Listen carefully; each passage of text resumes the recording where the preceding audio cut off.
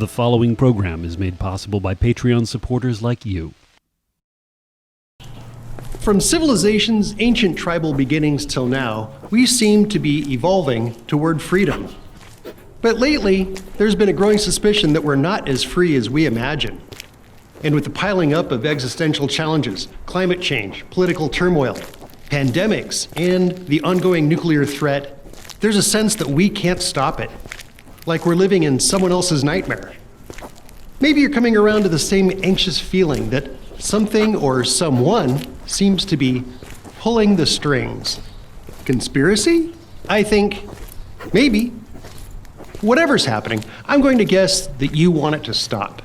But instead of looking out there for some shadowy goblin to take down, let's look inward and talk about the feeling itself, the sensation of being at the mercy of a dark puppeteer, and see what shows up. Maybe our intuition will pull more out of the darkness than any Google search or Reddit thread can. Maybe we have within us the capacity to bring those machinations down.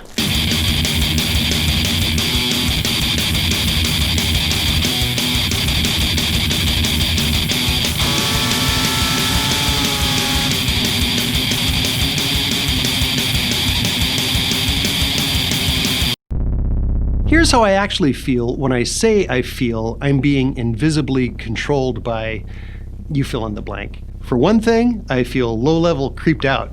It's an intimate feeling. It's personal, like an unwanted neck rub. And the source isn't working out of some secret tomb in the Vatican or the Yale campus. It's right here in the room with me.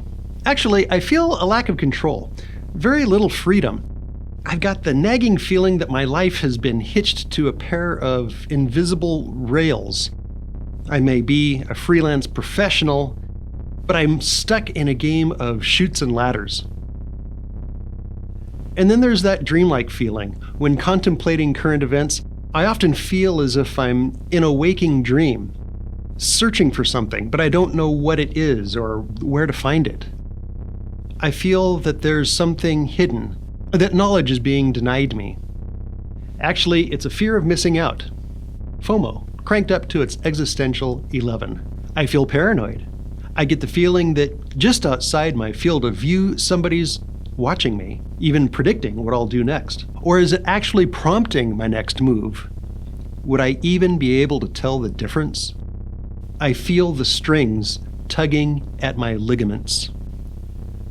Sometimes I punch back against the system, but those empty blows do nothing more than trigger my dopamine transmitters. I'm rewarded with a feeling of triumph, but it's empty. I feel just alive enough, so I'll remain plugged in and helpless. I'm an automaton stranded in a dystopian land, not even allowed the luxury of checking out completely. I still get up each morning, put on my pants, make my coffee, go to work.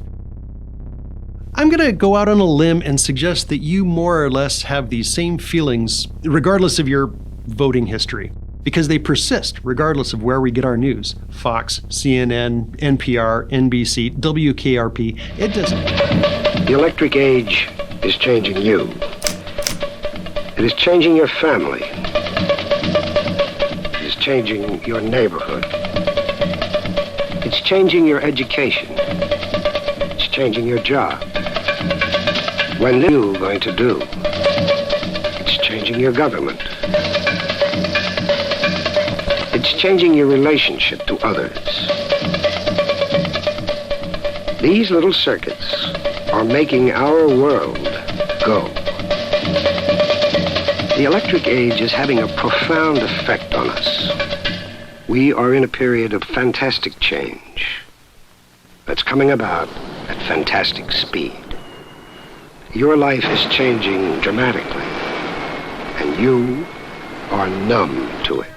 One will, one resolve. When Apple announced its launch of the Macintosh computer, it invoked George Orwell's 1984, promising that it would free us of the tyranny of technology. Well, here we are. And it's ironic, isn't it? Considering that the iPhone and its competitors are master manipulators.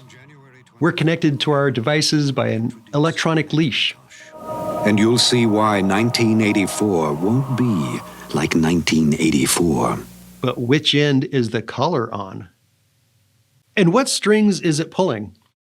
Technology is politically neutral. Apple and Microsoft don't care how you think, but just that you use them to do your thinking. Your mobile phone is a narcissistic device. It demands that you look at it. It manipulates your senses to see the images flitting over its Gorilla Glass surface as more real than our physical environment. And it kills thousands of drivers every year. No one wanted that to happen. There's no conspiracy against teenagers. It's a result of technology's innate narcissism. Medium is the massage, is a teaser, a way of getting attention. That a medium is not something neutral. It does something to people. It takes hold of them, it roughs them up, it massages them, it bumps them around, and as it were, chiropractically. The modern human is in a codependent relationship with her technology. Our tech needs us to need it. If your phone fails to be more attention-grabbing than it was last week, it will slip into obsolescence, dragging us all down together like one big bad dad joke. In fact, every new release of the latest tech is hailed as a revolution. The breathless hyperventilation with which marketers tout their latest product achievements sucks up the oxygen at trade shows. And yes, a rolling upheaval is happening, but not in the way we might think.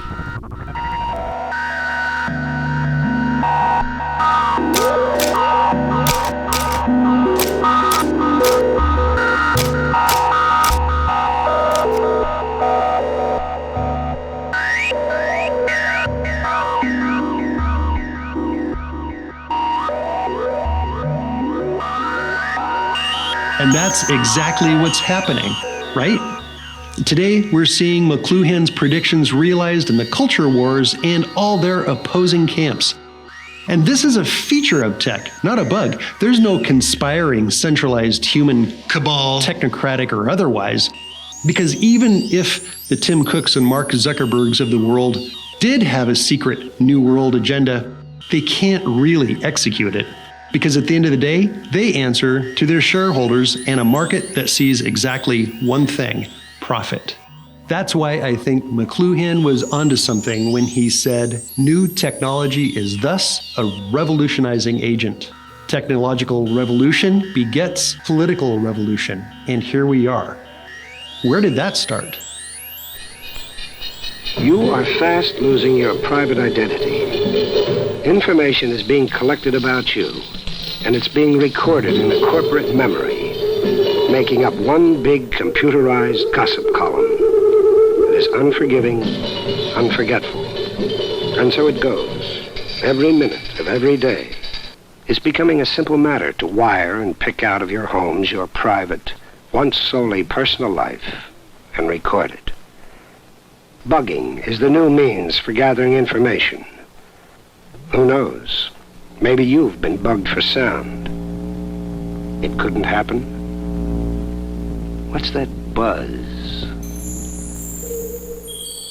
But let's go back to 1785. That's the year that Jeremy Bentham invented a revolutionary new prison system called the Panopticon. His donut-shaped jailhouse placed prison cells in a large circle around an enclosed central platform from which a single guard could observe all the inmates at once.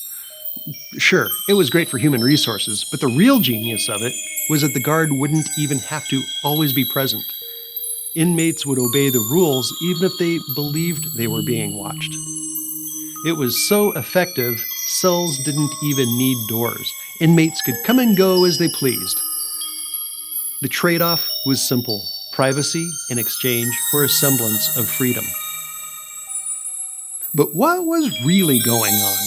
It was human control that you could set and forget, as if the prison warden downloaded a jailer app directly into the prisoner's brains. Bentham actually envisioned nearly a whole society utopianized under the gaze of a panoptic, all-seeing eye. Getting goose pimples yet? Naturally, the Panopticon has become a symbol of the pervasive power of the totalitarian state. In the Panopticon, prisoners are their own jailers. Alfred Hitchcock's Rear Window alludes to this internalized behavior control.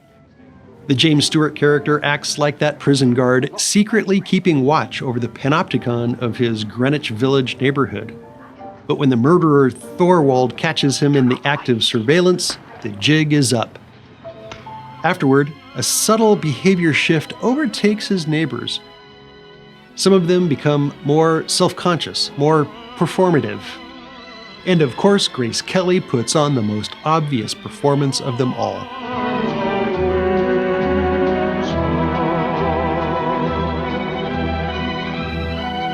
We live in the panopticon. That idea may not be new to you, but again, let's focus on the feelings, the anxiety, the creeped outedness, the lack of control, the sense that we're trapped in someone else's story. Maybe that's because that's what's going on. Are we living in simulation? I find it hard to argue against that possibility. It's hard to argue against the possibility that all of us are not just the creation of some kid in a parent's basement programming up a world for their own entertainment. And then every time something weird happens in the world, some disruptive leader takes charge, and I wonder if that programmer just got bored and had to stir the pot. So they throw somebody in there just to for their own entertainment. For me, that's some of the best evidence that we live in a simulation, because this happens every time there's peace and tranquility in the world. Hindus have been saying the same thing, just swapping out the word simulation for the veil of Maya. Computer models of our cosmos bear an uncanny resemblance to the brain's neural network. For what it's worth, Edgar Allan Poe was on board. He really believed it when he wrote, "All that we see or seem is but a dream within a dream." In fact, he called our whole cosmos the universal plot of God. The common point with all of these ideas is that life is vast and full of wonder, of course, but they all attempt to explain the mysteries of the universe in a story that's remarkably consistent. Any one of them makes for a great story because they're all about the journey. Just exploring these ideas makes me feel a little like the ancient sea voyagers. There's adventure, excitement, discovery, freedom. We remember that travel isn't about the destination, but the journey. And when it's all over, it's about having a good story to tell.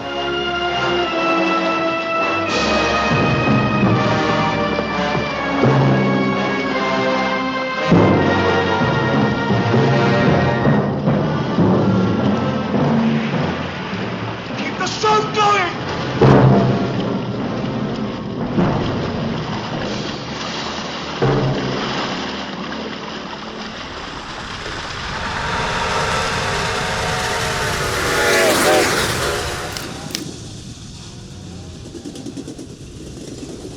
So I bring all this woo-woo storytelling stuff up now, because by contrast with that, there are the web developers and online marketers, and in their world, online engagement is known by the buzzword, the customer journey, or even worse, the user journey. It's a one-dimensional, linear path aboard the extremely blinkered field of vision afforded by a tiny computer screen leading straight to your wallet and or your brain. On your customer journey, you're plopped into what the marketers call a sales funnel, which starts at the top with awareness marketing. After that, you swirl down into the consideration phase until you finally splash down into the purchase. Not uncoincidentally, the marketing funnel conforms exactly to the shape and purpose of a carnivorous tropical pitcher plant. Virtually every online purchasing experience takes you down the same damn funnel. There might be some brand variation, but the customer journey is identical. You're being played like a penny whistle into the same basic tune over and over again. Even Ulysses would be creeped out. His Odyssey was all about the journey. But the online customer journey is all about the destination and what it will take to get you there faster. Billions of dollars are spent every year by marketers to improve the odds that you'll click that Buy Now button right now. And what does a map of that customer journey look like? It's really just a flowchart of binary choices. Do you prefer this product or that one? Do you like this feature or that one? Will you use this card to buy it or that one? Will you forfeit your soul all at once or on our easy installment plan?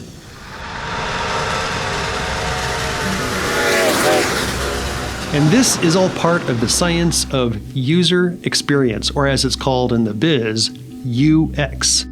Every eye movement, flick of the wrist, and choice you make is scrutinized by data scientists at Facebook, Google, and Amazon, not to mention half the marketing chop shops in your own neighborhood.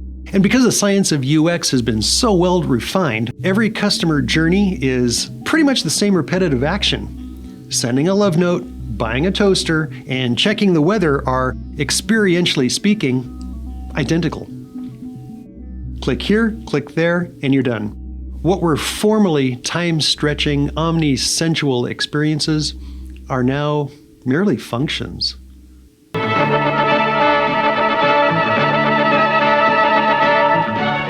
Just as in the past, the Industrial Revolution, electricity, the automobile, and the airplane changed life in America, so today the computer is changing our world.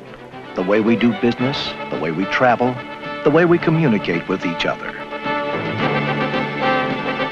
Today, this room will be full of hotel and casino executives, and I'll be talking to them about how to integrate big data, customer journey mapping, and digital marketing. I'll suggest using big data to create a customer persona we'll call Stevie. So, when Stevie checks in, 4 other departments are automatically notified that Stevie's in the house. And throughout his stay, push notices will go to his smartphone. We'll tell him about a poker tournament that's about to start. We'll invite him to shows and restaurants we think he'll like. We might even offer discounts on his favorite drinks at the pool. And because big data has told us a lot about Stevie, we have designed and engineered an emotional customer journey map to make him feel important while he's here. We increase the odds that Stevie will want to spend more time here and more money.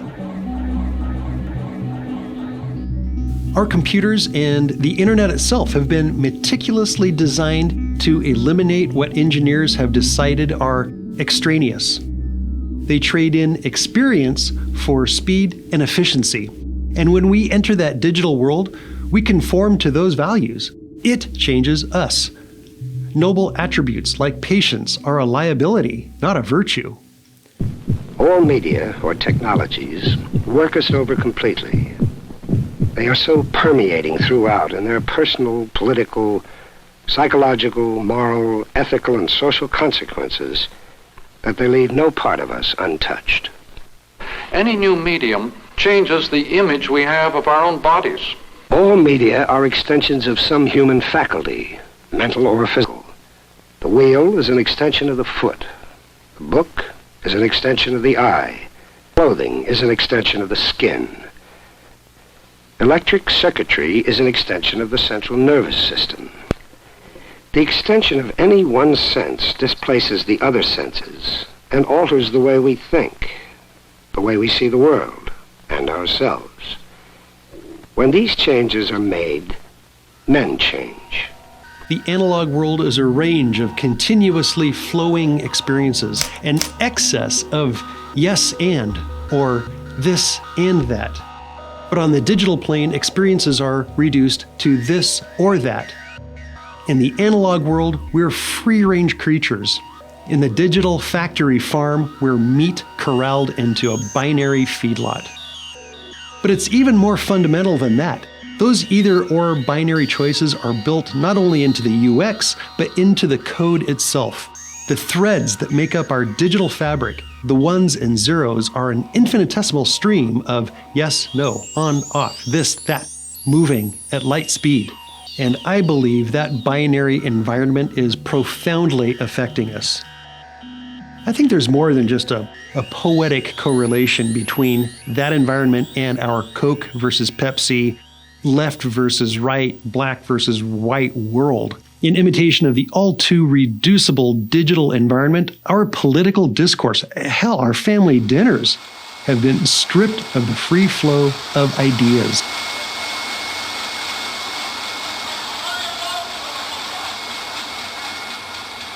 Here's my problem with conventional conspiracy theories. By displacing the evil out into some untouchable shadowland, they breed helplessness. But there's good news, because we can do something about at least some of our hidden persuaders. In fact, it's so simple and easy that I'll have to convince you that it will really do the trick. Writer and filmmaker J.F. Martel draws a distinction between what we might call art and artifice. They might look alike, but they serve opposite purposes. I mean, artifice is just an aesthetic product that contains its own interpretation. And a work of art is an aesthetic product that invites you, that forces you to interpret, because it's presenting you with stuff that's innately paradoxical or innately ambiguous, ontologically strange. By his definition, art aims to surprise us, arouse our curiosity, challenge our beliefs about what is good or real. And it accomplishes this by operating without a prescribed agenda. It just is. Artifice, on the other hand, plays into our habits. It reinforces what we already know and believe to be true and beautiful. And it has a clear agenda. It just wants. Art is an upper. It's benzodrine. Artifice is a downer. It's a barbiturate. Here's a famous painting by the artist Claude Monet. It's made up of unusual colors and quick brushstrokes. For doing that, famously, his paintings were rejected by the Académie des Beaux-Arts. Critics laughed. It was something fresh and new, and it shocked them.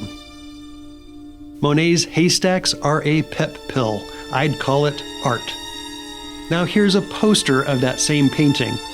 As an advertisement for a museum event, the poster now stands for something very different. It aims not to surprise, but to decorate, and to sell tickets. Printed in large, affordable quantities, it appeals to a mass audience and to reinforce our preconceived notions of beauty. That's artifice. Monet posters are a chill pill. That's why you'll often find them in a dentist's. This isn't a judgment. It's a beautiful poster, and it has a legit place in our life, especially if you're waiting nervously to get a tooth pulled. By the way, Martel's distinction between art and artifice, it isn't hard and fast. Life is too messy for that. But it is vitally important to try to distinguish between the two. Because when we fail to recognize these differences, that's when we might be getting manipulated. Even at its most benign, artifice wants something very specific from you. It could be money. It could be your ideological allegiance. Worse yet, it could be your apathy. And defending against that is an uphill battle.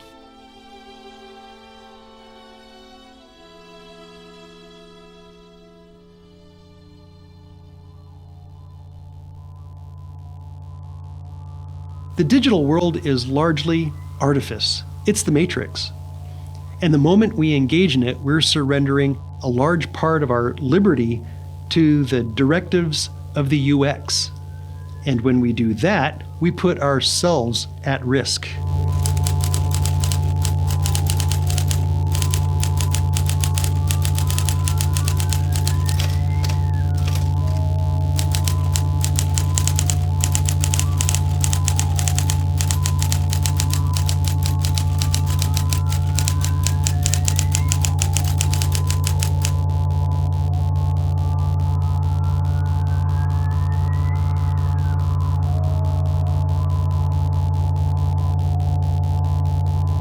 This is why when we fall ill or as we age and are no longer productive, we feel and are often treated as if we're irrelevant and pointless.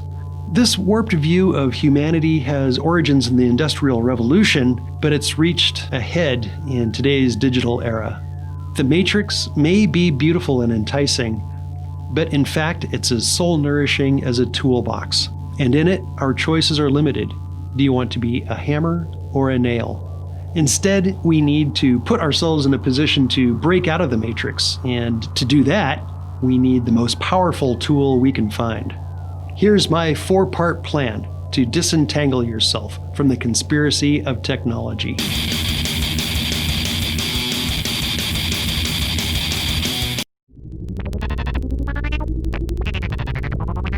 If you've gotten this far in the video, you've already taken step one.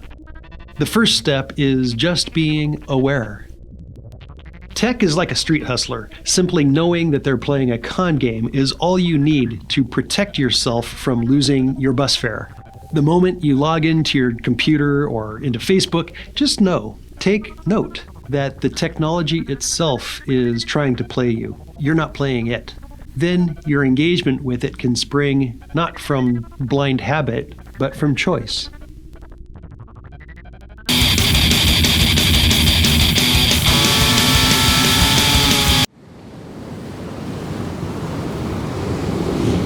One of the things I like about the Sabbath tradition is that it mandates a turning away from the rat race to give your attention to something bigger and more real.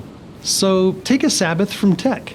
And it doesn't matter how much time you take, even if you put your phone away for a couple of hours or take every Sunday off or keep your device in another room for the night, that's all you need. The main thing is to take back control. Let your tech know who's boss. Better yet, find ways to reduce your reliance on tech. Sure, you can buy your dog food online, but do you have to? Or why not get around using a printed map? That's exciting. Or buy books. Read the paper on paper. These ideas might sound Luddite or atavistic, but they aren't really. In fact, that thinking is part of the consensus mentality that has led to an over-reliance on tech.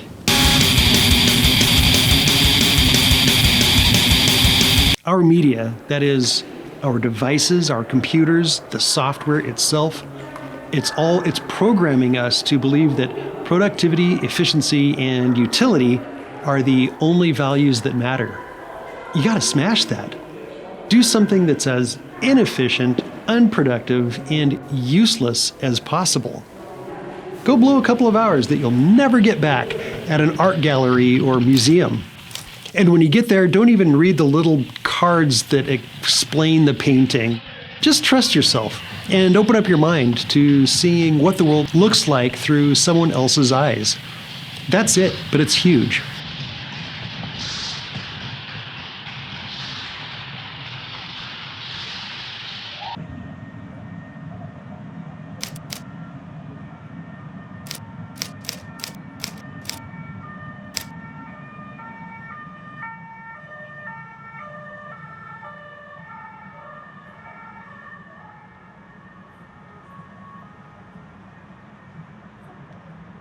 The chances of your understanding anything going on in your own time are very small, except through the means or media provided by artists. Artists are people who enjoy living in the present.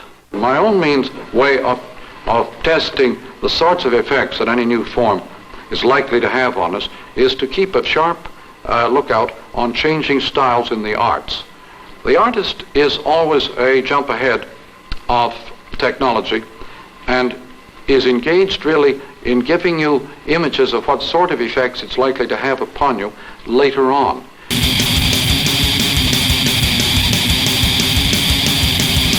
Finally, I think the final and best step to smash the tyranny of tech is to start making your own art.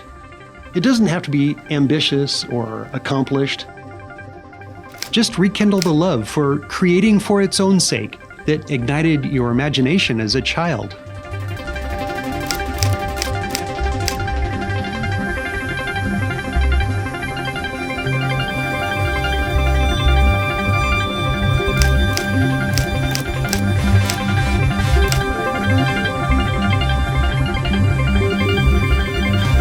Here's my story. Back in high school, I picked up a copy of a how-to book that taught me how to draw.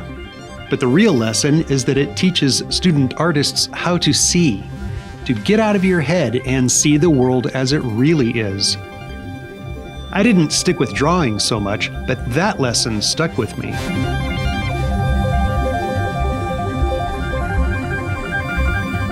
Eventually, it helped me see the consensus trance of the cult I'd been raised in. It took a few years, but eventually I made my escape. The point is, it wasn't science or pure reason that saved my life. It was art.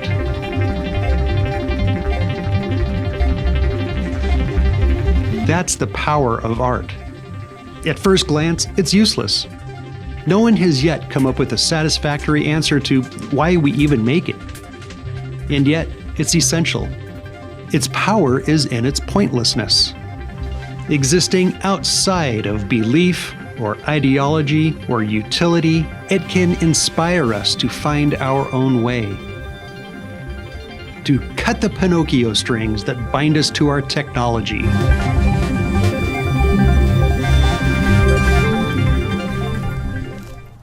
Right now, threats to our survival as a species are multiplying. It may be even too late to save ourselves. But if there's hope, it lies in stepping outside of the consensus trance that's leading us toward the edge. The future lies in the hands of artists and all of us who are willing to smash the tech conspiracy. Computers in our lives. We regard them with a sense of wonder and perhaps some misgivings. But they promise to make the future even more interesting and rewarding than the present.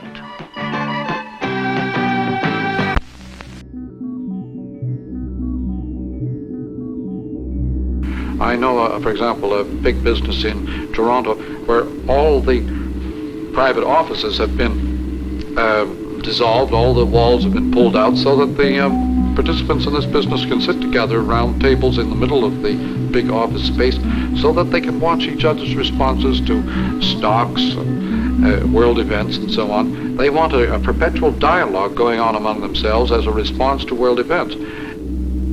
The family circle has widened, Mom and Dad. The world pool of information, constantly pouring in on your closely knit family, is influencing them a lot more than you think. The instantaneous world of electric informational media involves all of us, all at once. Ours is a brand new world of all-at-onceness. The global village is a world in which you don't necessarily have harmony. You have extreme concern with everybody else's business and much involvement in everybody else's life. It's a sort of Ann Landers column writ large. And it doesn't necessarily mean harmony and peace and quiet, but it does mean huge involvement in everybody else's affairs. And so the global village is as big as the planet and as small as the village post office.